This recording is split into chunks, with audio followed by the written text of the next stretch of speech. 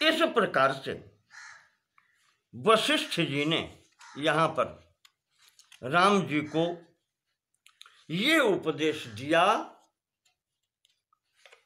कि इस मार्ग पर, मोक्ष प्राप्ति के मार्ग पर, ब्रह्म साक्षात्कार के मार्ग पर, आत्म साक्षात्कार के मार्ग पर कैसे चलना चाहिए।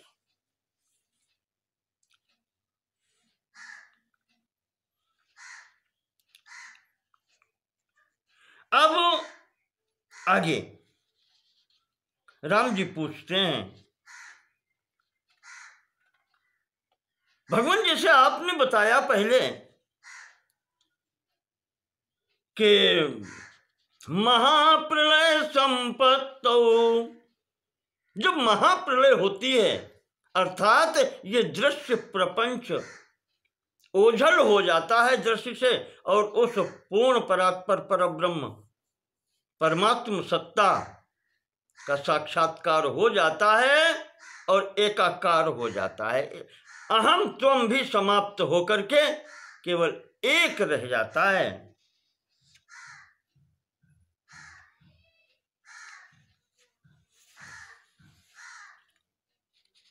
तो कहते हैं कि फिर जिसको आपने शून्य, जब सब समाप्त हो जाता है तो शून्य, क्या शून्य भी समाप्त हो जाता है?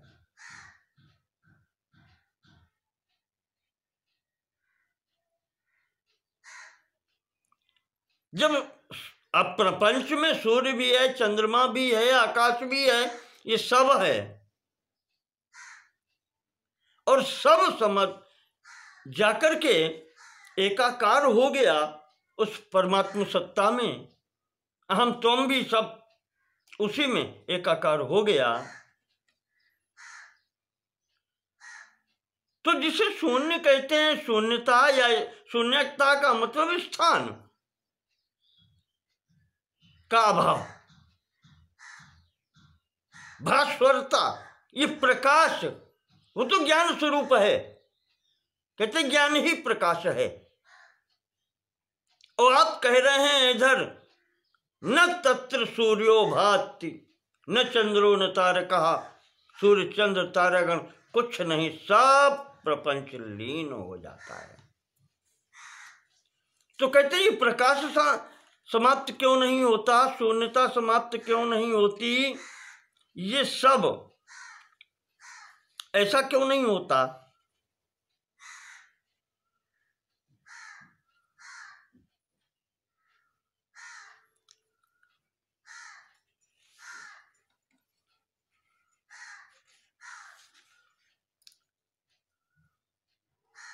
कथम वा नैव चिद्रूपम जीवो वा न कथम भवेत। कहते हैं ऐसी स्थिति में न वो परमात्म सत्ता और न जीव सत्ता, ये सब समाप्त हो जाता है। जब एक ही रह जाता है तो दो का भेद है ही नहीं, जो हम अलग अलग कुछ नाम रखें।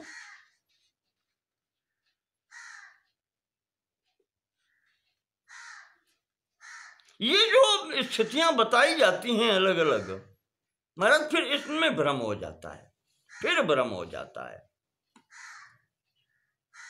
क्योंकि हम जब साधन कर रहे हैं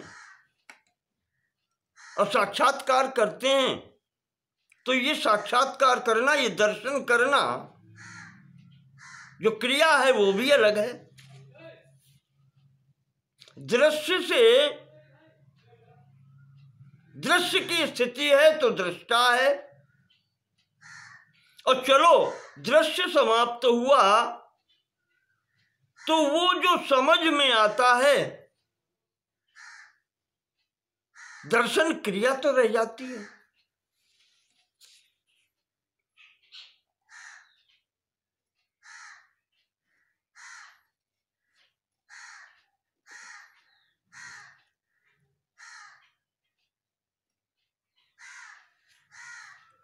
तो वशिष्ठ जी कहते हैं कि राम विषमोयमत प्रश्नो तुमने प्रश्न नहीं किया है, अति प्रश्न किया है। अति प्रश्न उसको कहते हैं जो समझ में आते हुए भी टेढ़ा मेढ़ा प्रश्न करे। अति प्रश्न उसे कहते हैं।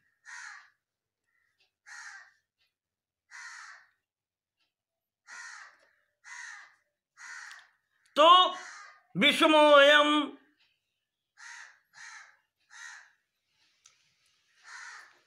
लगता है तुम समझे नहीं।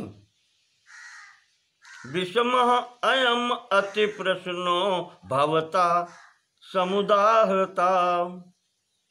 हमें लगता है अभी तुम्हारे समझ में नहीं आया, इसी कारण तुम ये अति प्रश्न कर रहे हो, टेढ़ा प्रश्न, विषम है ऐसा प्रश्न कर रहे हो। चलो फिर भी मैं तुम्हें बतलाता हूं। राम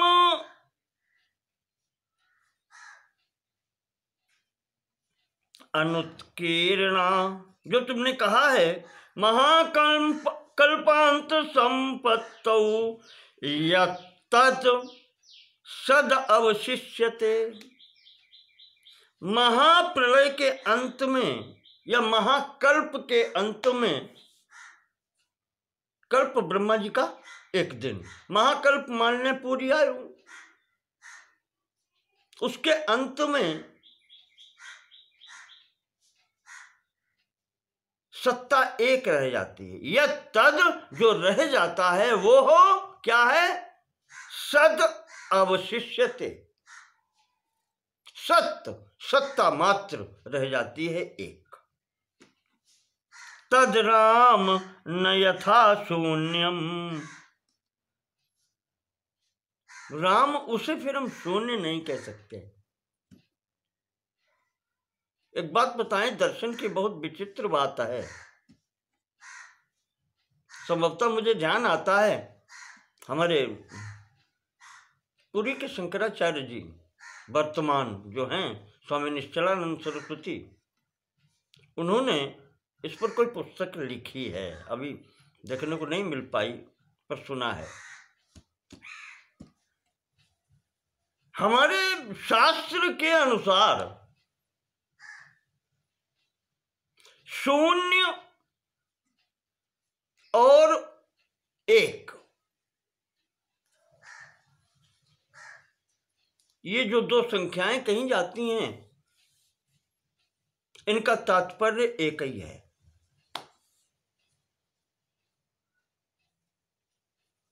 शून्य का तात्पर्य ये नहीं है कि कुछ नहीं। क्यों? शून्य का मूल्य ऐसे समझो आप, साधारण भाषा में कोई संख्या ले लें आप, वैसे तो सभी संख्याएं 1 से लेकर के 9 तक के अंकों से बनती हैं, और शून्य को हम अभाव नहीं कह सकते। शून्य का तात्पर्य ये नहीं है कि वो कुछ है ही नहीं। उस परम सत्ता को ही शून्य भी कहते हैं और एक भी कहते हैं।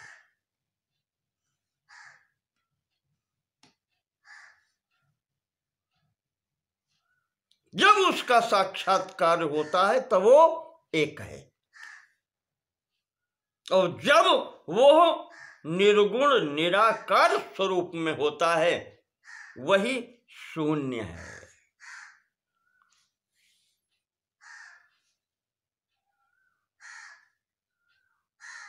शून्य का तात्पर्य सत्ताहीन होना नहीं है, असत्य नहीं है। ये शून्य भी सत्य है। जब सगुण होता है तो अज अद्वैत स्वरूप में एक होता है, और जब निर्गुण निराकार इस स्थिति में जब होता है तो वही शून्य होता है। तो वशिष्ठ जी कहते हैं अनुत्कीर्णा यथा स्तंभे, कोई पत्थर का स्तंभ है, जब तक उसकी खुदाई नहीं हुई है उस पर छेनी हथौड़ा नहीं चला है। अनुत्कीर्णा, उस पर कोई भी आकृति नहीं बनी है। संस्थिता शाल भंजिका,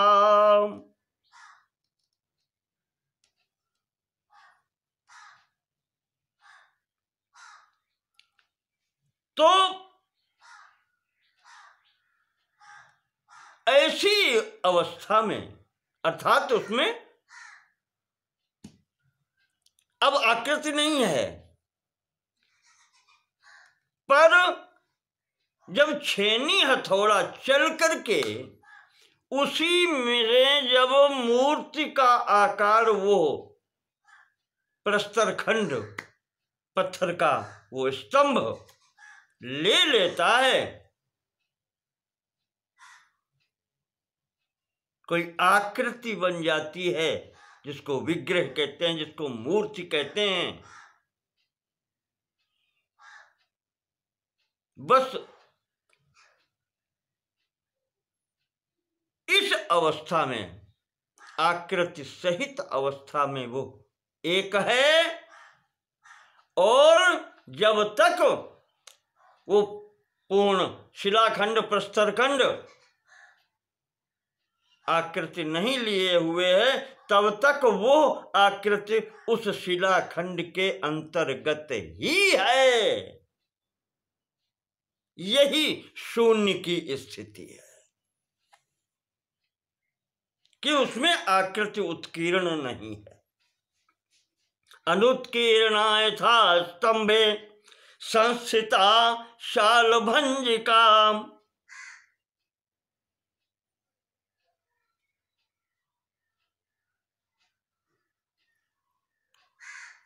तथा विश्वम स्थितम तत्र, तेन शून्यम न तत्पदम।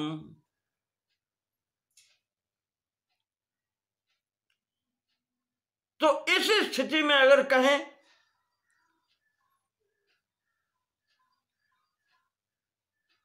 तो कहते हैं कि फिर वो शालभंजिका में जब तक मूर्ति नहीं है तो मूर्ति तो उसके अंदर समाहित है।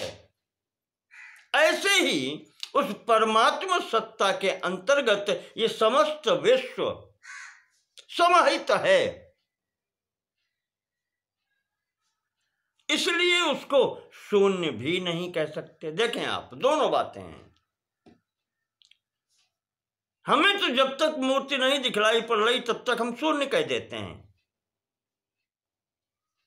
और आकृति दिखलाई पड़ने लगी तो विग्रह, अर्चा विग्रह, भगवान की मूर्ति, शिव जी, विष्णु जी, ब्रह्मा जी, जो भी।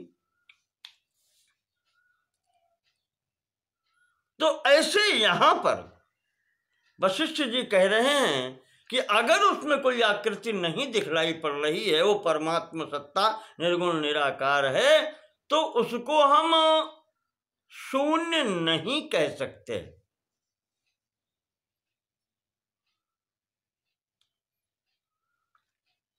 अयम इत्थम महाभोगो जगदाख्यो भावते, सत्यो भवत्व सत्यो वा यत्र तत्र त्वशून्यता।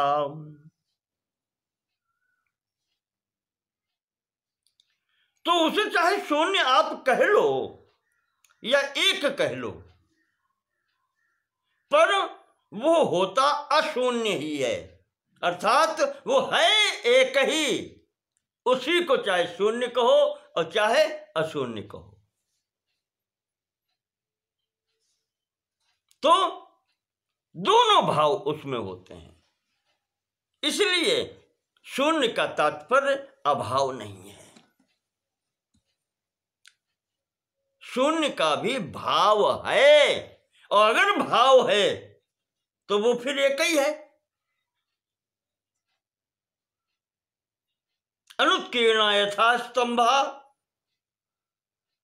जैसे उस स्तंभ में कोई आकृति नहीं उत्कीर्ण है, पर वो है। उस विग्रह से शून्य वो स्तंभ नहीं है, क्योंकि जब उसमें उत्कीर्ण किया जाएगा तो मूर्ति स्पष्ट हो जाएगी।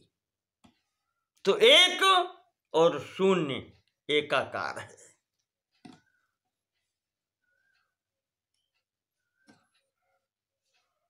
तो एक तो रह ही जाता है।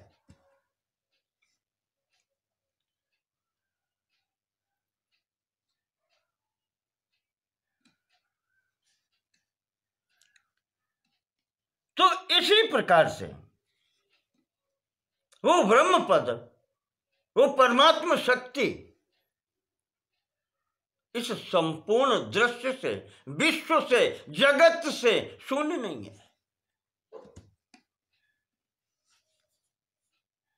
सब अंतर्निहित है। जब एकाकार कह दिया तो सब अंतर्निहित उसी में है।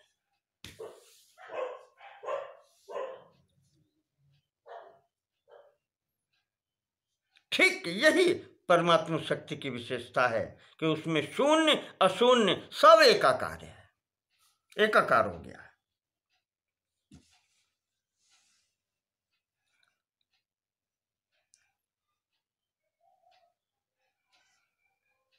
इसीलिए इसको कह देते हैं अनिर्वचनीय। तुम इसको दृश्य को या माया, इसको इसीलिए कहते हैं माया। मां नहीं, या जो है नहीं पर प्रतिभाषित हो रही है। शंकराचार्य जी इसी को अनिर्वचनीय कह देते हैं। उपनिषद भी कहती है, श्वेता सूत्र में भी आया है कि यह अनिर्वचनीय है।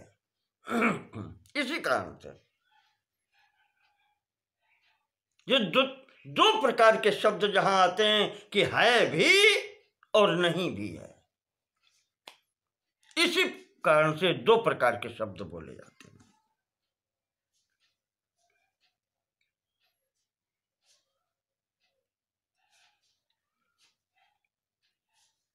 यहां वही स्थिति है। अभाव पहले बताया ना था, दो प्रकार का।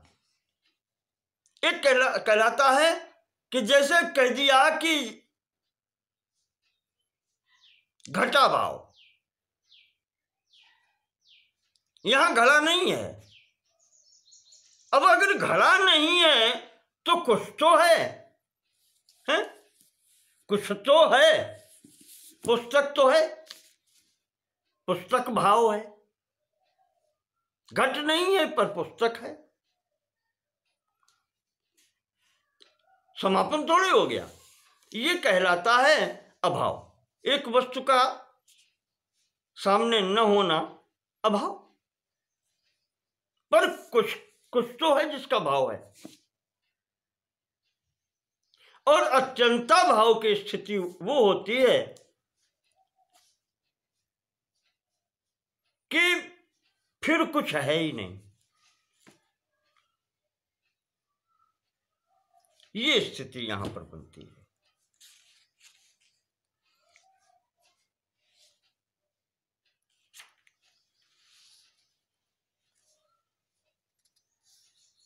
जो तुमने पूछा है कि वो प्रकाश, वो आकाश, वो रूप, वो नाम, ये सब कहां? राम, ये सब उसी में अंतर्निहित हो गया। सब मिलकर के एक, सब मिलकर जब एक वरण भय तो सुरसरि नाम परो। ओ सब मिलकर के जो शेष रह जाता है अंततः एक तत्व, वही तो ब्रह्म है, वही परम सत्ता है, वही परमात्म तत्व है, वही आत्म तत्व है। ये सब उसी में है। उसी को अधिष्ठान कहते हैं, उसी को आधार कहते हैं। और सब कुछ अगर उसमें न हो तो भास भाषे कैसे, नहीं कहते भासता है, प्रतीत होता है। अगर अभाव ही हो जाए, बिल्कुल समाप्त हो जाए, तो उसका प्रतीत होना भी नहीं हो सकता। ये है अत्यंता भाव में अंतर। इन सबका जब अभाव होता है तो ये सब उसी में समाहित हो जाते हैं। इसीलिए कहा है समस्त ये दृश्य प्रपंच दृष्टा, दर्शन और दृश्य सब एक ही में समाहित होकर के परम सत्ता एक रह जाती, एक है। उसी को तुरीय स्वरूप भी कहा गया है, जहां सब एकाकार होता है।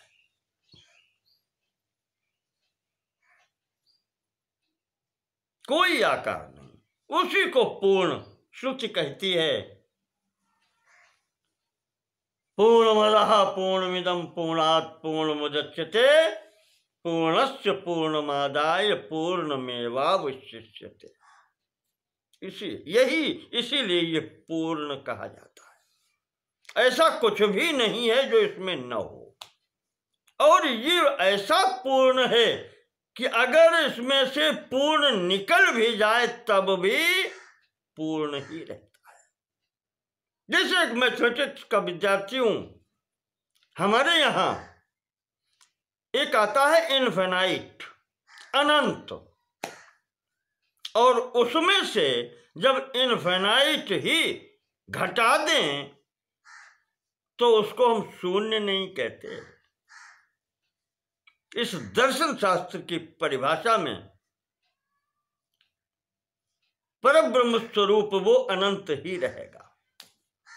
हमारे गणित की परिभाषा में उसको अनडिफाइंड कह देते हैं,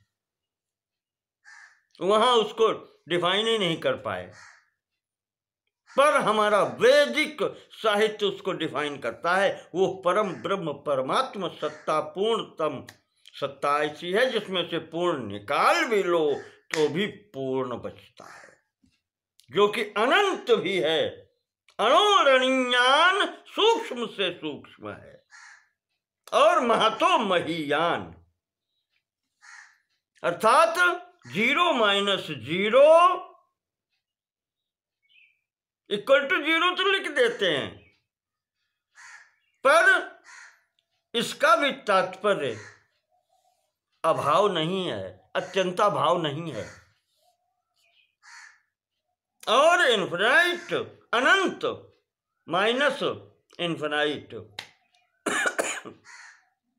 ये भी 0 नहीं है। तो ये दोनों एक ही हैं। इस प्रकार से पूर्णात् पूर्णम प्रसरति, पूर्ण से पूर्ण ही विस्तार को पाता है।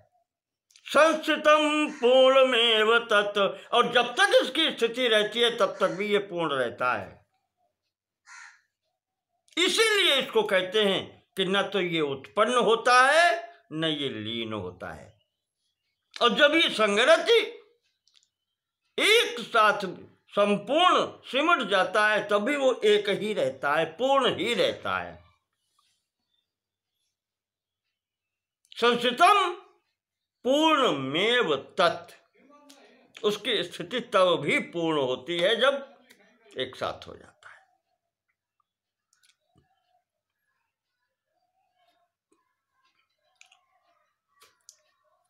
यही ज्ञान है, और इस ज्ञान में जब मोह घुसता है, क्योंकि ज्ञान के अंतर्गत मैंने बताया कि वो अज्ञान भी है। अज्ञान जो सूक्ष्मतम ज्ञान है उसको अज्ञान कहते हैं। अज्ञान का तात्पर्य ज्ञान समाप्त होना नहीं है। जब तक जीव है, ईश्वर अंश जीव अविनाशी, तब तक ज्ञान है। न्यूनतम और महत्तम हो सकता है, अणोरणीयान महतो महीयान, यही अंतर है। और वो जब सूक्ष्मतम ज्ञान होता है, जिसको अज्ञान कहते हैं, वो जब साफ कर दिया जाता है तो वो उसी स्वरूप में आ जाता है, परिपूर्णतम स्थिति में। इस प्रकार से यही परमार्थ कहलाता है। उस अनंत सत्ता का अनुभव कर लेना, यही कर लेता है।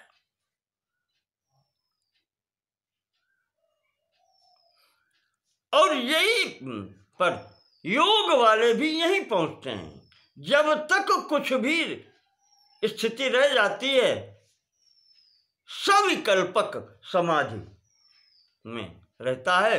और जैसे इस एकाकारता जब होती है, भिद्यते हृदय ग्रंथि छिद्यन्ते सर्व संशया, जहां पर हृदय ग्रंथि विदीर्ण समाप्त, शोक मोह स्थिति समाप्त, सर्व संशय मोह की स्थिति समाप्त, तत्रैकः,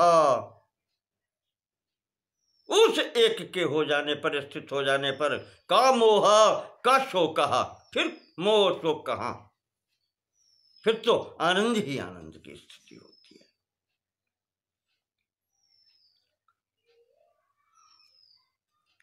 और इसका अनुभव महापुरुषों ने किया है, इसलिए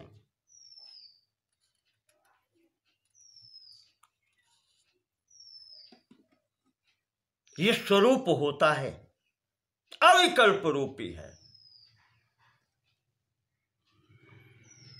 और जब एक साथ ही लीन होता है, तब इनका फिर अलग अलग स्वभाव नहीं रहता। ब्रह्मा विष्णु महेश, सूर्य चंद्र, जीवन मृत्यु, ये सब इन सब से वर्जित हो जाता है। फिर जिसको विश्व, दृश्य, प्रपंच, सृष्टि